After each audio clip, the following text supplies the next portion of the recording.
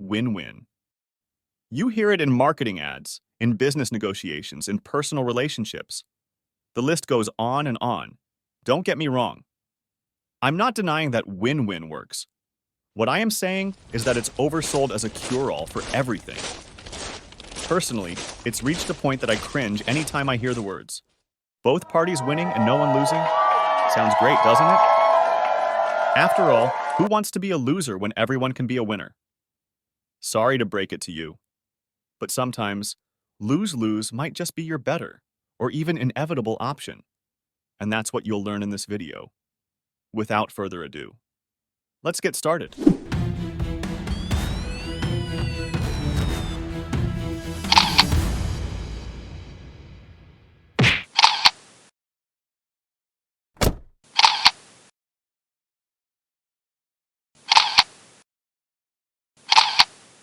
What are those boys in for? Drugs. We suspect they are also involved in multiple burglaries in the neighborhood, but we don't have enough evidence to link them to those burglaries. Do they belong to a gang? No. How are they related to each other? They used to work at the same convenience store, but they were on different shifts, so they don't know each other well. Well then, offer them the same deal and see if they talk. Listen up. Lab tests just came back and based on the amount of drugs on you. Both of you are looking at a minimum of 1 year in the slammer. Not only that, we know both of you committed several burglaries in the neighborhood as well. So, we're offering you a deal. If your partner stays silent and you tell us everything about those burglaries, then you get to go free and he gets 3 years in the slammer. But if he confesses and you stay silent, then he goes free while you get 3 years in the slammer instead. If both of you rat on each other, then it's 2 years each in the slammer. You have an hour to think about it.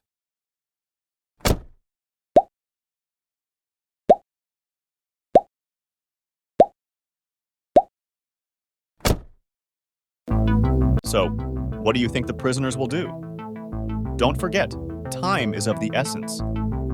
They only have an hour to make their decisions. The prisoners don't know each other well, let alone trust each other, and they have no way of communicating with each other as they are held in separate rooms. Guess what? The situation you just saw is a dramatization of the prisoner's dilemma, the most famous example in game theory. By analyzing the prisoner's predicament, we can predict what the prisoners will do, and you'll be surprised by the results. We start off by visualizing the prisoner's predicament with what's called a payoff matrix. The numbers represent the respective prison sentences both will face depending on their collective strategies. We use red to represent Ray and blue for Bruce. Each prisoner can either choose to remain silent or betray his partner. Now that you know what a payoff matrix means, let's visualize the possible outcomes for the prisoners. If both Ray and Bruce remain silent, they each get 1 year in prison. If Ray confesses and Bruce remains silent, Ray gets to go free while Bruce will end up with 3 years in prison.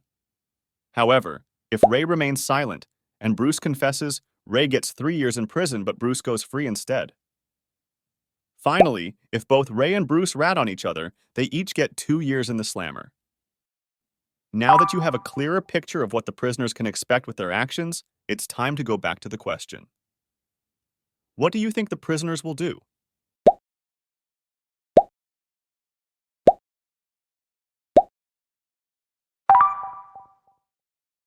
Looking at the 4 possible outcomes, most of you will say win-win.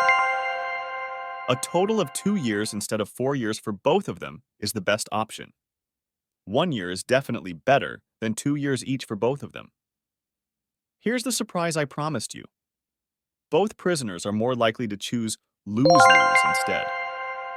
For those who disagree with me, I know what you are going to say.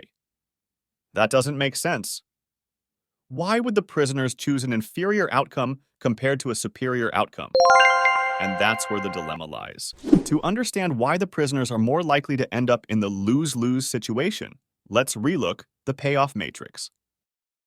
This time, we shall analyze the situation from each individual prisoner's perspective. Let's first look at things from Ray's point of view. If Ray thinks Bruce is going to stay silent, it would benefit Ray to betray Bruce. Ray can go free instead of spending a year in prison. Now, if Ray thinks Bruce is going to betray him, it would still benefit Ray to betray Bruce, because Ray will get 2 years instead of the longer 3 years. In either case, Ray benefits by betraying Bruce. In game theory terms, betrayal is the strictly dominant strategy for Ray, because no matter what Bruce does, Ray always wins if he confesses. Now, let's look at things from Bruce's point of view instead. If Bruce thinks Ray is going to stay silent, it would benefit Bruce to betray Ray. Bruce gets to go free instead of getting a year in prison. Now, if Bruce thinks Ray is going to betray him, it would still benefit Bruce to betray Ray. Then, Bruce will get 2 years instead of the longer 3 years. In either case, Bruce benefits by betraying Ray. Similar to Ray's case, Bruce's dominant strategy is also to betray Ray. And there you have it. If you had predicted a win-win outcome earlier, it was because you had viewed the prisoner's situation from a group perspective. However, what is more reflective of real life is to consider things through each individual prisoner's personal perspective instead. And since we know both prisoners will choose to betray each other to maximize their personal benefits, you can see why I said earlier that lose-lose will be the eventual outcome. And for those of you game theory enthusiasts out there, the lose-lose outcome in this situation happens to coincide with what is known as the Nash equilibrium, meaning that a game has reached a steady state where both players cannot stand to benefit further by changing their strategies if the other player won't change theirs. Congratulations! Unlike most people who only know how to parrot the win-win phrase, you are now aware of the necessity for a lose-lose approach in some situations. Along the way, you have also learned something about game theory. Feels good, right? Now, it's time to take things to the next level. Let's see you applying what you just learned for yourself. Only then can you truly benefit from your newfound knowledge. In the next example, you will no longer be just a neutral observer looking at the prisoner's dilemma from an analytical viewpoint. Instead, you will be an active participant, thus giving you a better idea of how you will really react if you ever face a similar situation. Imagine that you and your competitor Chris sells lemonade on opposite sides of a school every summer. Both of you don't know each other well and do not engage in small talk, only acknowledging each other's presence if you happen to bump into each other. Pretty much like how competing school sports teams or competing company employees view each other. Both you and Chris usually sell your drinks for $1 per cup, and each sell an equal share of 50 cups a day. Both your lemonade taste roughly the same, come in the same size, and in similar cups. In short, both of you are selling very similar things, and the only thing that can drastically affect either of your sales would be the price itself. This summer, you look forward to earning more than last summer. So you are thinking of whether you should lower your prices to increase sales. Not only that, you have a sneaky suspicion Chris is thinking about doing the same thing. And you want to take advantage of a first-mover advantage to increase profits before he does. Let's come up with the payoff matrix for your sales per day so you can decide whether you should go ahead with the price increase. Case 1.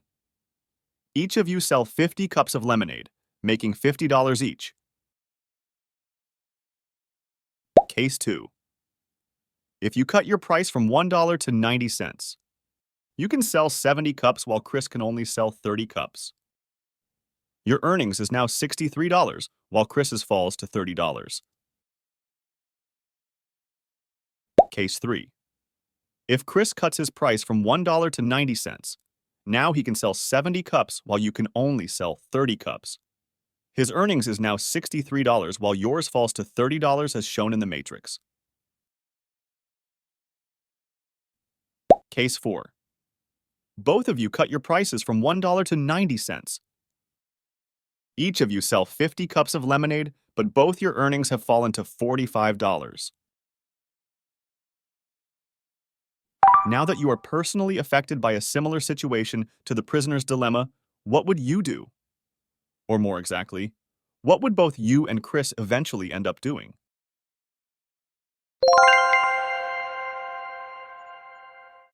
Remember what I said at the beginning of this video. Now, do you agree with me? Sometimes, lose-lose is just the better or inevitable option.